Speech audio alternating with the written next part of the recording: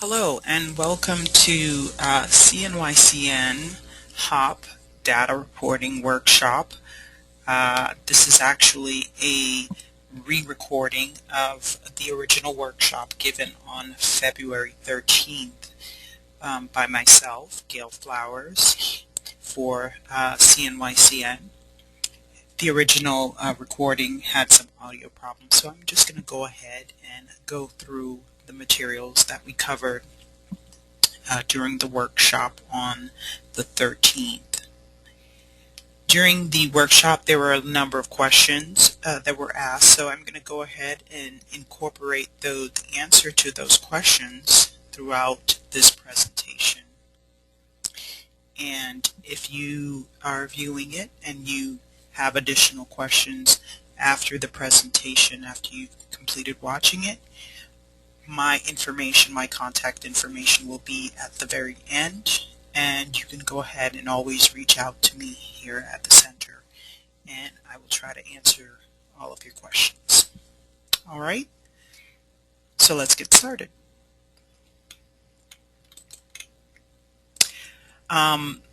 Today we're going to be talking about the data that we collect here at the center, why we collect it, why we ask that you report it in a certain way. We're going to review what that format is. We're going to talk a little bit about the deadlines, and we're going to talk about the network partner portal, where you can find a number of, in addition to the data manual, you can find the templates and a source of a number of other useful pieces of information. So why do we collect the data, and why am I giving this workshop? Well, CNYCN has been collecting client data since the very beginning. That was a major part of what the center was to accomplish in our mission. And we've always tried to work with our network partners in getting the data to be as complete as possible, as well as clean as possible.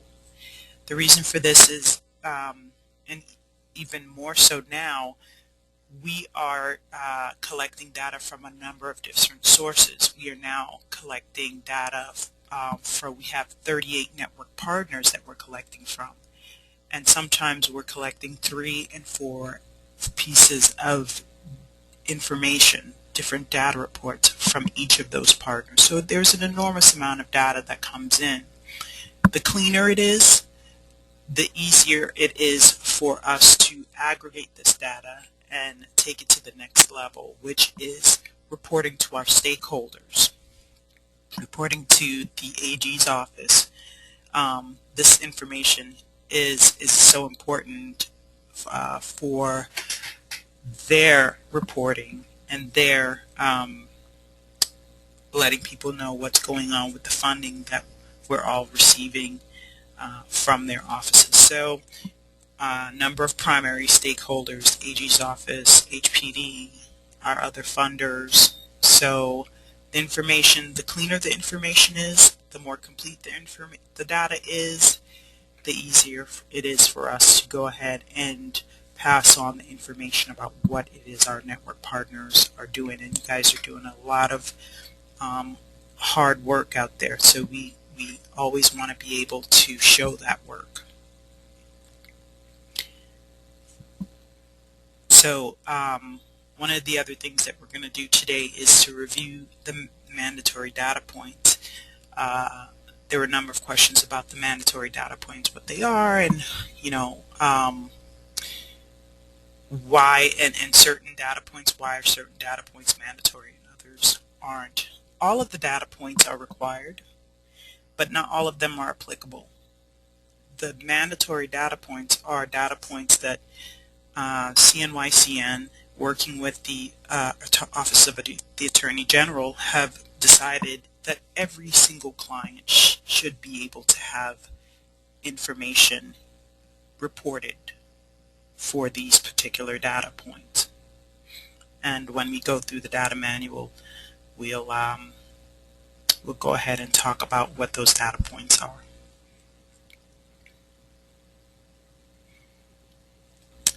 There are two separate data manuals, one for housing counseling and one for legal services. The differences are very little, but significant. There are a small number of differences, but they're significant, I should say. The outcomes, there may be different outcomes in a legal services interaction than a housing counseling action. There's pieces of information that are held confidential, so they are not reported based on attorney-client privilege for legal services, and that doesn't apply for housing counseling. So we went ahead and we have not only two different data reporting manuals, but also two different templates. The Microsoft Excel templates are those templates that have a lot of the information, particularly the ones that the pieces of data that are static, that we ask that you report a very specific, you select from a list and report specific data values and not text fields. So the template goes ahead and gives you those values and those options automatically. We are currently on version 3 of the data manuals, and those were issued in February 2013, and that's the date on the manual. And the current Microsoft Excel template is actually version 5.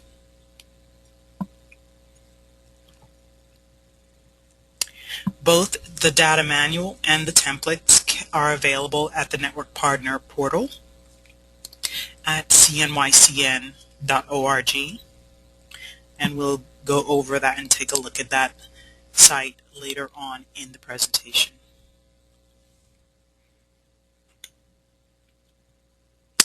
This just kind of talks a little bit about the data manual, the mandatory data points.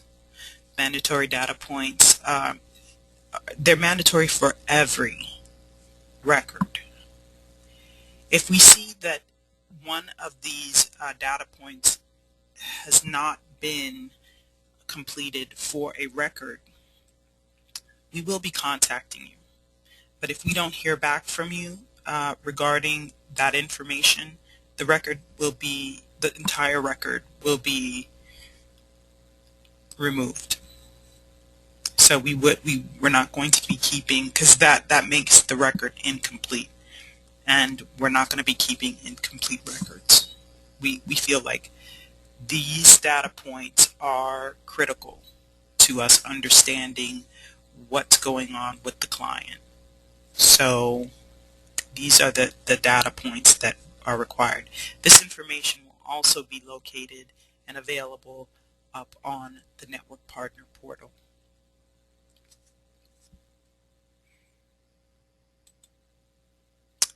So before we get to the deadlines, let's start talking about our data points. As I said, the data manual that we're using and that's current is from February 2013. There has been actually just one new data point in the whole time, and that was added because of all of the different additional, well, there weren't too many, but the Sandy data points, or the Sandy data, and the difference between some of you that report just HOPP or that report both HOPP and CNYCN data. The funding source has been added as a data point. That's been added, that we haven't updated the manual to include it, but it is the latest and the only new data point.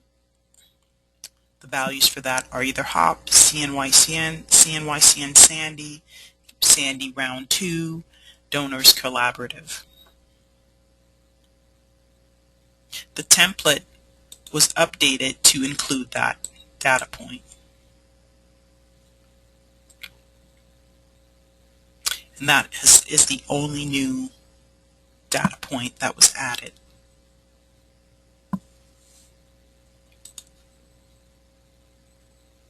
And that data point is needed for us to know what funding you're reporting that to.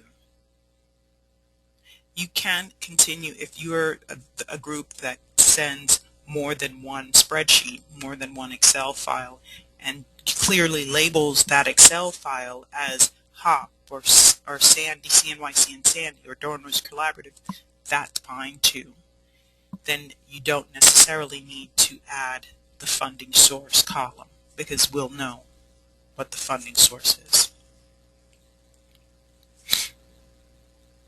So when we go on to the other records, we see the first data point is the client ID. The client ID identifies the client from your database. That is the number or ID that's generated by your database.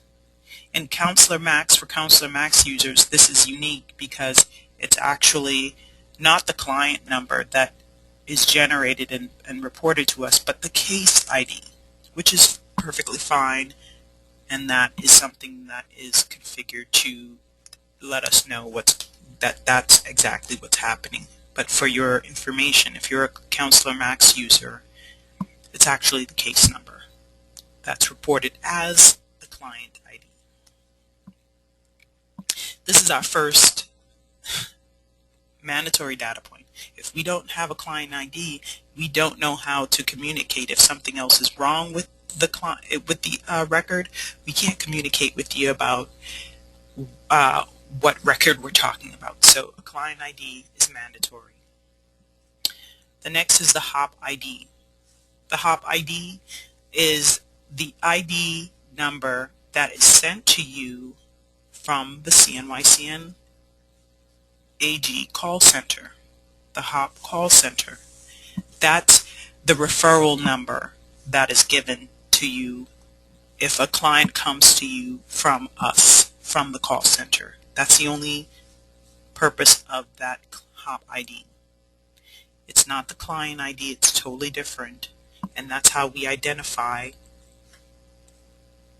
clients that have been referred to you from us. It's our way of closing that circle of referral.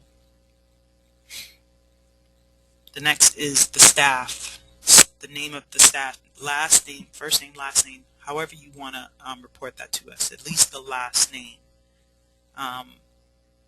so that we know what the name of the advocate that's been working on this case. If that client is transferred or the case is assigned to another advocate, please let us know that. Update that field. Update that information, because we are tracking that. If we get one name 1 month and on the next report we get another name, we will have tracked that information and have a history of that in our database. So this is another mandatory data point. If we don't know what staff person or what advocate was working on the case, we're going to be contacting you.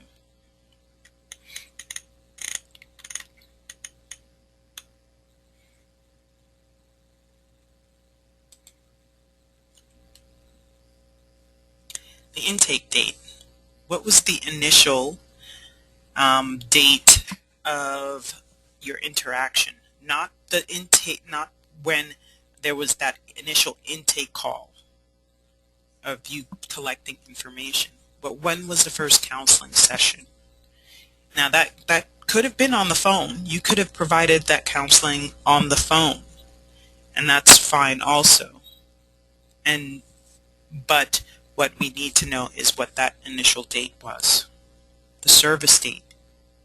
Of course, the intake date is mandatory, and the next date is mandatory also. A service date, it could be the same as the intake date, right? That first report that you send us that has that client on there may just have been that's the only interaction you had with the client during that first month, that reporting period. So the service date is also mandatory. Now, if you've repeatedly met with the client and provided services to the client over the course of the reporting period, that date would be the last date before reporting, or the date that corresponds with your major service provided.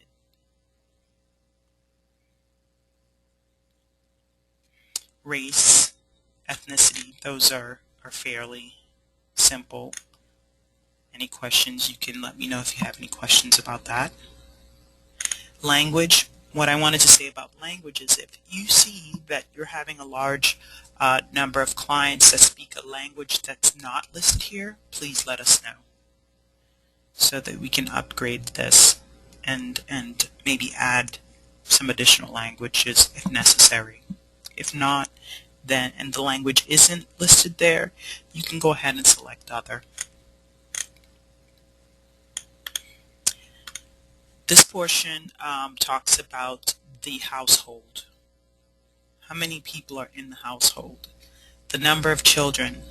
We're talking about children that sleep within the home and the home that's responsible for paying the mortgage, not tenants. Not tenants. How many children? How many adults, including the homeowner? And how many seniors? This is a number. We're looking for a number here. I sometimes see yes or no as a response. This is actually a number. Now, one of the questions that we had was if the homeowner is a senior and they're just that one person, are they listed? Is it still one adult and one senior? The senior is listed under the senior, and the adult can be 0. So you wouldn't have to list the senior twice as an adult and a senior. So it's just, we have here 18 to 61, and then anyone over 62, including the owner. And not including paying tenants. The income. We have some questions about income. If a person doesn't have a regular income, we ask that you go ahead and read this, and we're talking about any kind of income, annuities, savings. What's that income? Because this is a mandatory data point. This is a mandatory data point.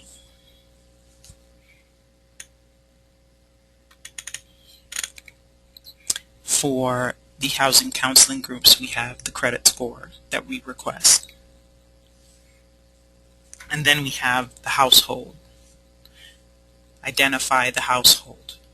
We ask that you go ahead and select one from this list, and don't, if the household isn't really identified by any of these options and values, go ahead and select other.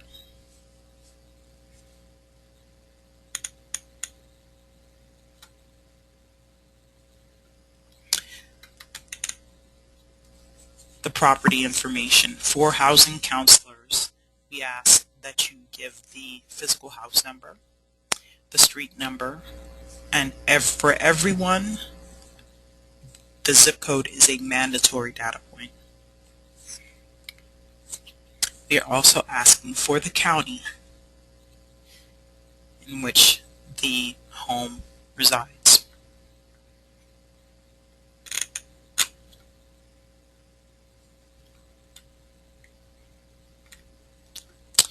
Now we're going to start talking about the loan information. The first thing we ask, and this is a mandatory data point, is what was the reason for the mortgage distress?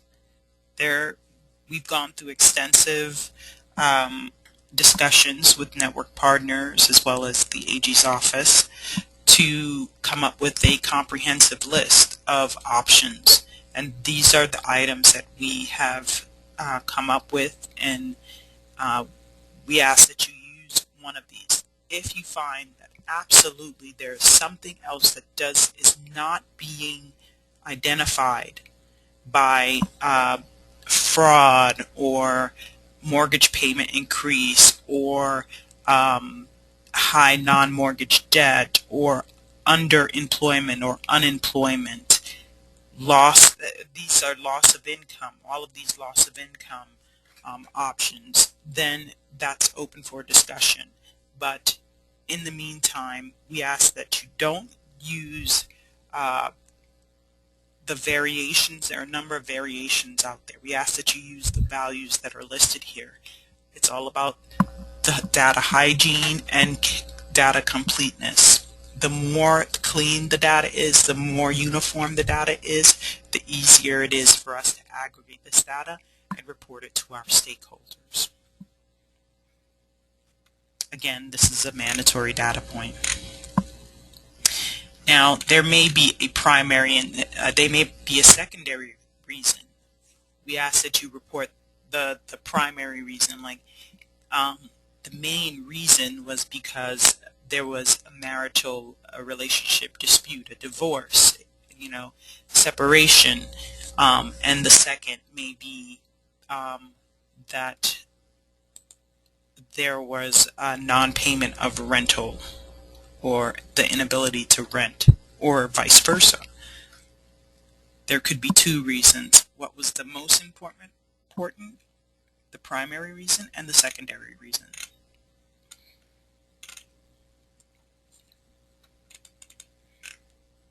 Then we ask the number of units on the mortgage. How large is the property? Is it 1 unit, 2 units? And this number should not reflect illegal units. And we ask that you use the values provided here. Not just a number, but these values here. The date the property was purchased. This is the original purchase date. It could be, they may have purchased the house and finally closed on the house in 2001 and then refinanced in 2005 or 2006. The number we're looking for here is the 2001 number, the original purchase date on the original closing document. And then we start talking about the actual, the specifics of the loan information. And there may be more than one lien. So information in the spreadsheet, that's where you start seeing these columns with the twos, orig date and orig date 2. The columns with the 2 ending in 2 represent the second lien. So if you are working, and we only ask for the second lien information if you're actually providing a service you're working on both those liens. If you're just working on the primary lien, then you don't need to provide information on the second lien.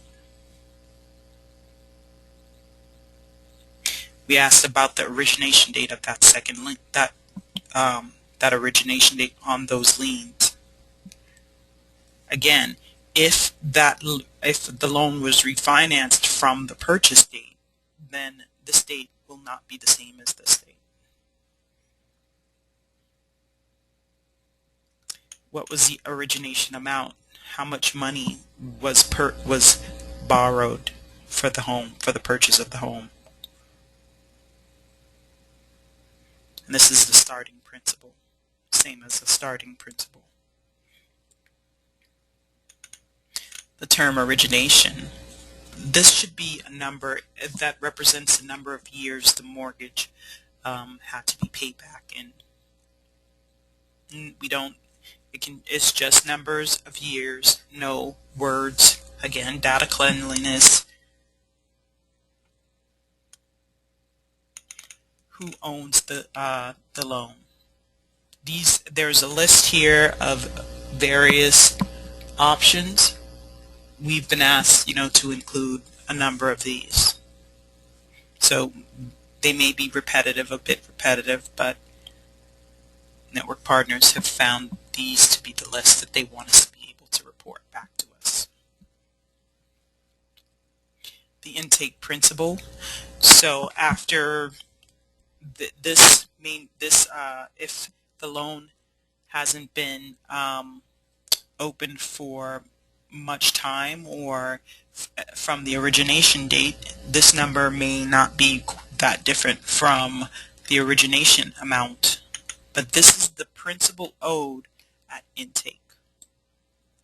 The principal owed at intake.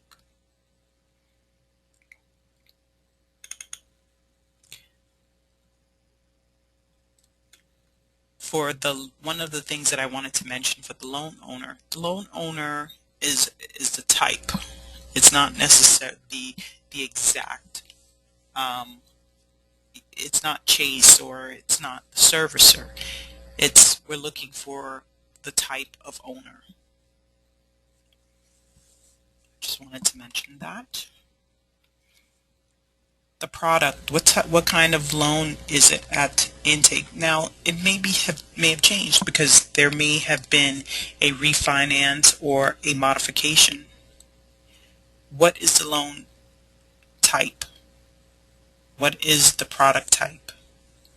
Is it fixed or armed? Or has it already been modified? Is it a modified fixed, modified armed?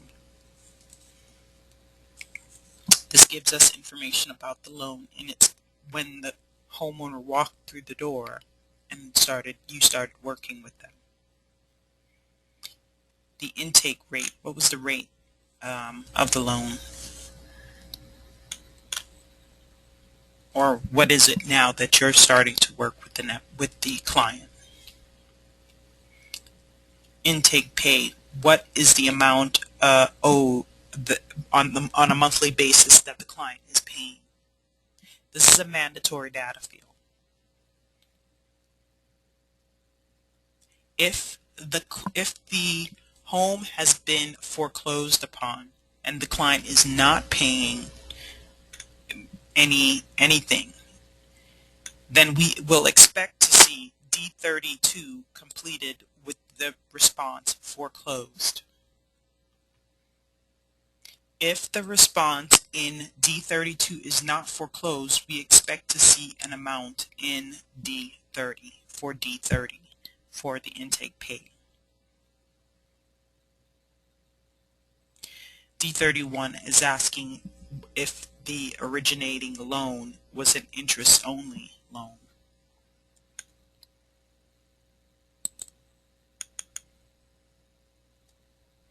And then D32 is asking about the status of the loan at intake.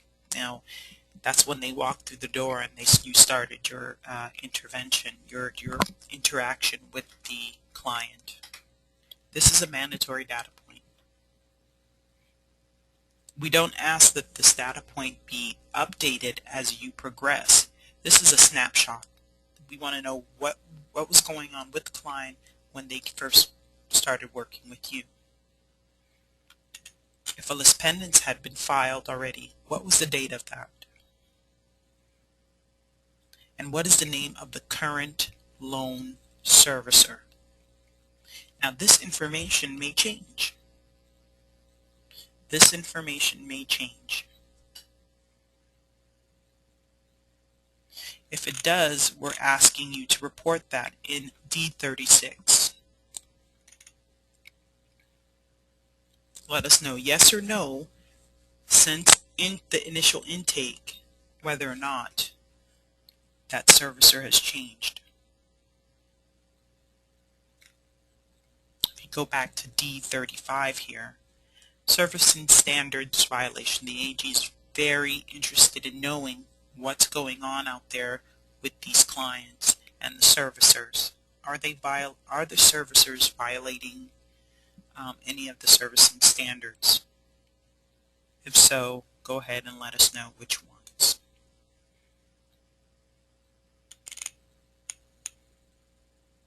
Again, this is for the servicer change. And then the number of conference appearances. So we had a question regarding if the client did not remember how many they had attended before the interaction with the advocate. However many they actually remember is fine to report that.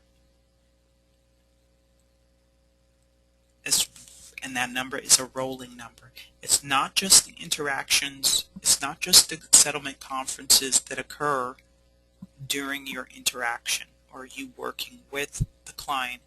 It's all of the settlement conferences they may have attended throughout their process. And if that number changes from one reporting period to another,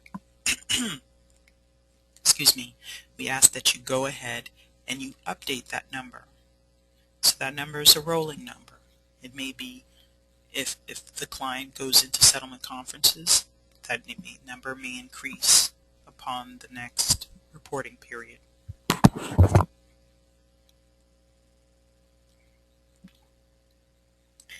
And if the client remembers what the date of the first settlement conference is, we're asking that you report that.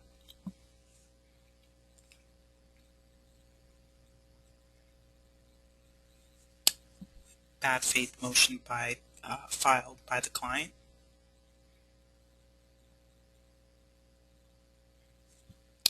Has there been bad faith on the servicer's part during the negotiations? Yes or no?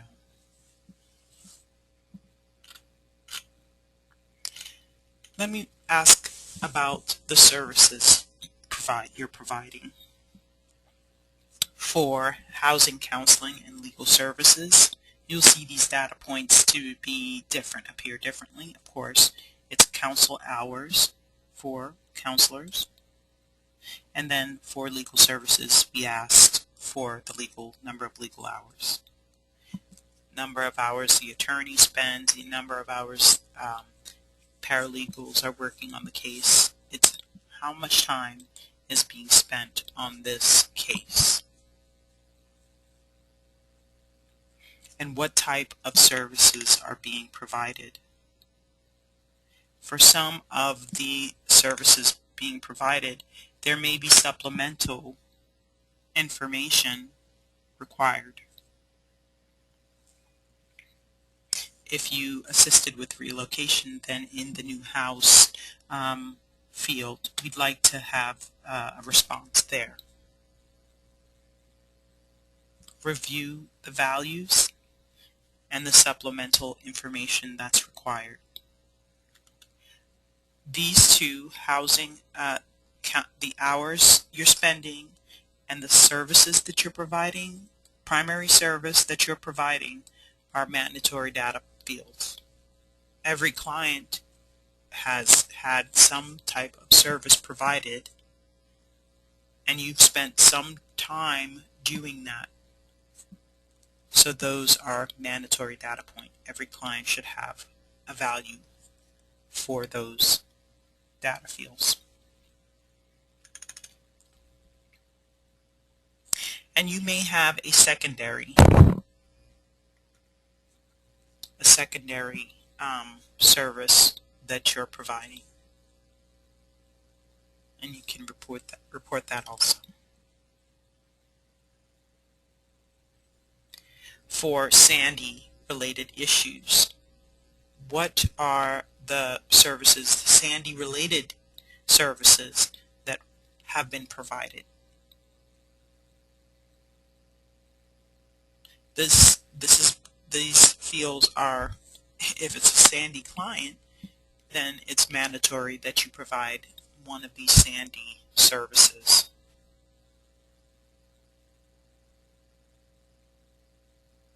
Or report one of those Sandy services to us. Finally, in services, the modification request status. If your client is in the modification process, if you have submitted a modification request on their behalf, we want to know what the process is or what the status is of that modification request. Is it pending? Have they rejected it? Have they asked for more documents? Or is it in its trial stage? It's important for you to keep this, if you are working on a modification for the homeowner, it's important to keep this data field updated. This is the only, and if a modification has been achieved, this is the only way we would know, because it doesn't appear, trial modifications don't appear as outcomes. They're not an outcome. We consider outcomes something that happens at the end of the interaction.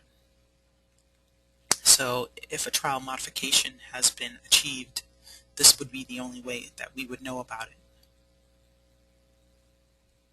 So we ask that you keep the modification request status updated.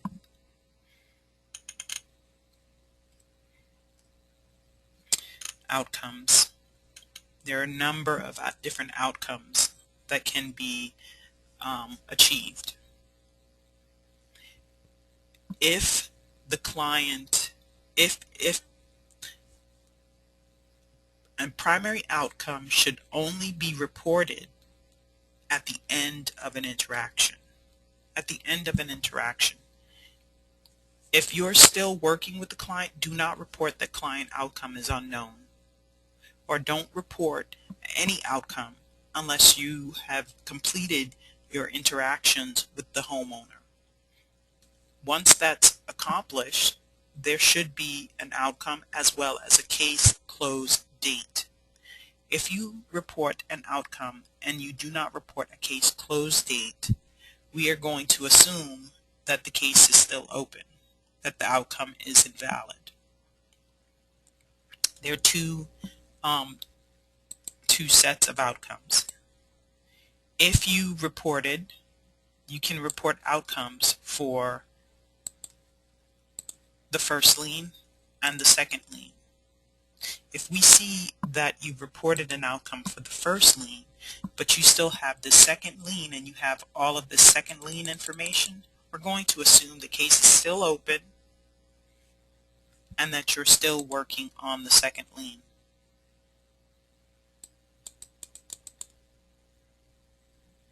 And once an outcome is reported for both the primary and the second lien, and it does include a case close date,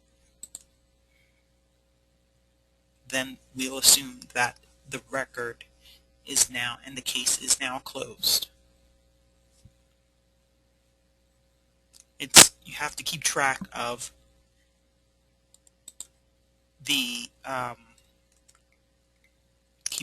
your outcomes. Again, some of the outcomes have supplemental reporting information, instructions. If you were able to obtain a private loan or grant in the benefits field, we're going to want to know about that particular interaction or that accomplishment. And we'll talk a little bit more about that. Again, client outcome unknown is not a placeholder. You don't hold a place and just add that if the case is still open. If there's more than one outcome, you can report a secondary outcome.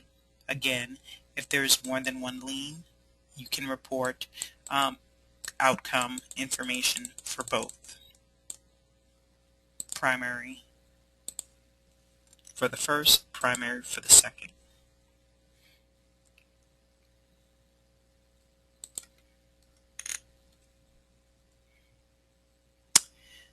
If you have a modification or refinance, what was the principal at the point of refinance? These fields are important for those loans that do have new information. So we're going to be looking, if you report a refinance or you report a modification, we're going to be looking for this information. What is the term of the modification or the refinance? And this is in numbers, no words, not the months, just the number of years. Was it a fixed or ARM, this new product that they're now working with? What is the interest rate of this new product? And what is the new payment? This new payment is mandatory. We're going to be looking for a new payment information if you have achieved a refinance or a modification, as well as a trial modification. New payment information for trial modifications are mandatory. If you have a trial modification reported, we're going to be looking for the new payment information. The amount of principal forgiveness as a result of principal reduction, a deed in lieu, some other type of forgiveness, what was that amount in dollars? The amount of the loan, how much of the loan was forbeared. The next one is the short sale price. If a short sale was achieved, what was the price the home was sold for? SS price, SS date. SS stands for short sale.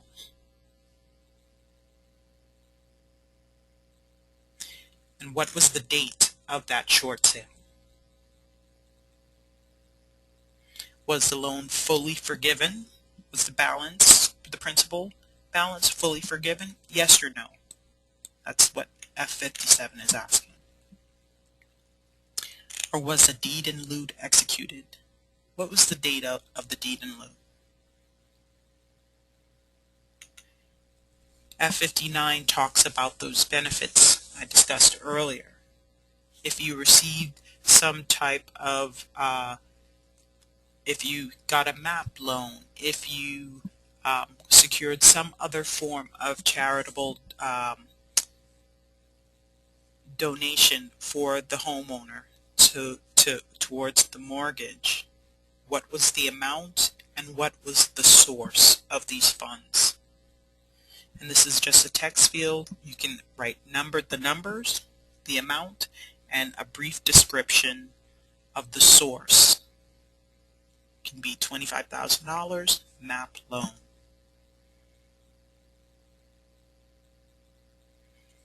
$60 is if the homeowner was not able to stay in the home, what was their next move? What was their next place of residence, if you know? If not, you can go ahead and tell us unknown. But this is should only answer this if the homeowner was absolutely not able to stay in their homes. And finally, the case close date. The last date of your interactions with the homeowner.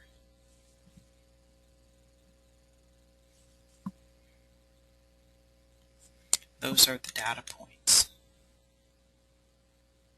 Again, the mandatory data points are, they're listed here. They will be listed on the website. But again, if we see that these data points are not available in your reports, we will be contacting you. And if we don't get responses, or we don't get the information complete, that whole record will be removed. It's important that we keep have at least these pieces of information in order for a record to be considered complete.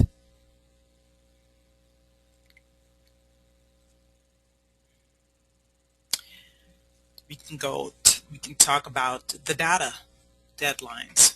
So when is data due? The next data report is due March 10th, and that's a Monday.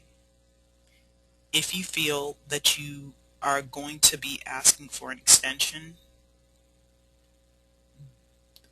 I think that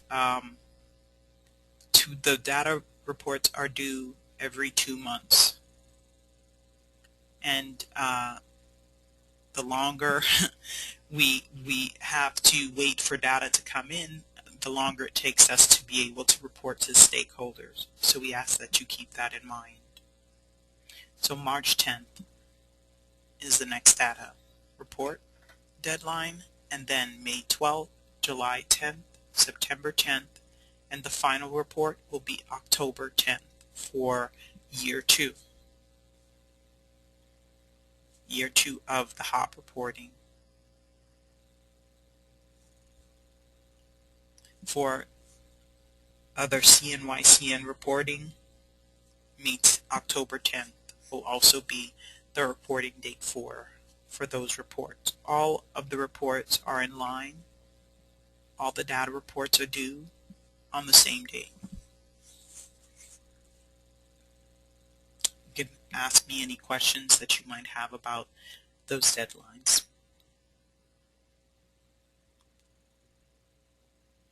Again, you can find information about the deadlines, all the data reporting. If you have questions about the narrative reports, about the financial reports, those can all be found at CNYCN.org's Network Partner Portal. The Network Partner Portal is located on our website, as I said. You can click here. You'll have a username and password, which will more than likely be your email address.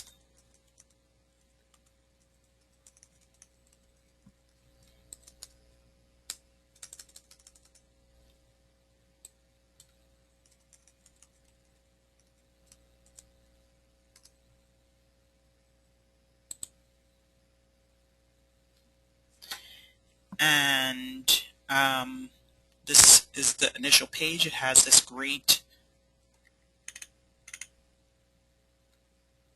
calendar of events,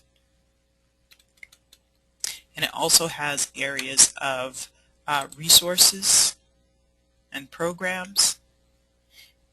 And here's where our data manuals are located, as well as the templates for both legal services and housing counseling.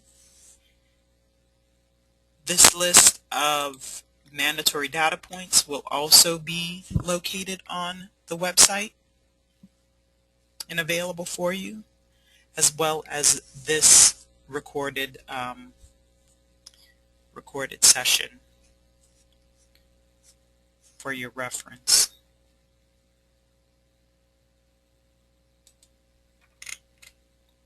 If you find that you have not received an email regarding the Network Partner Portal, you can go ahead and contact Karina Ulisa, and her email address, karina.ulisa@cnycn.org. She will be able to send you information about logging into the portal.